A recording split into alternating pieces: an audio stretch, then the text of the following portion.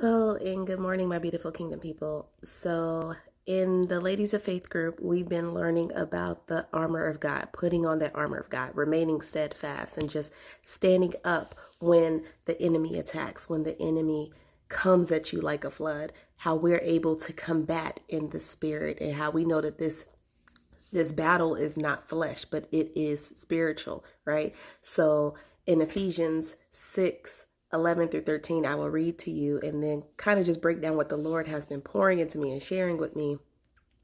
So it says, put on the armor of God, the full armor of God, so that you may be able to stand up against all the schemes and strategies and deceits of the devil. For our struggle is not against flesh and blood, but against the powers, against the rulers, against the world forces of this present darkness, against the spiritual forces of wickedness in the heavenly places. Therefore, put on the complete armor of God so that you will be able to resist and stand your ground in the evil day, and having done everything to stand firm.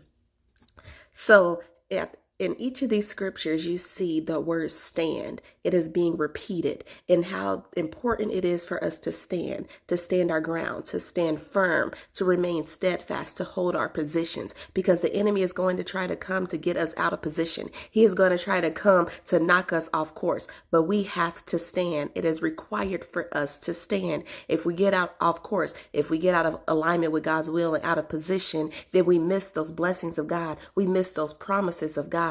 So it is important for us to stand. And what is the key? The key is that we have to put on the armor of God. We have to be covered up. We have to be stayed up in our word. And I'm going to break this down more to you each by each. We're going to break down the helmet of salvation, the breastplate of righteousness, all of the armor that it consists of, and everything that we need to be equipped with, because I want you all to be able to stand firm as well.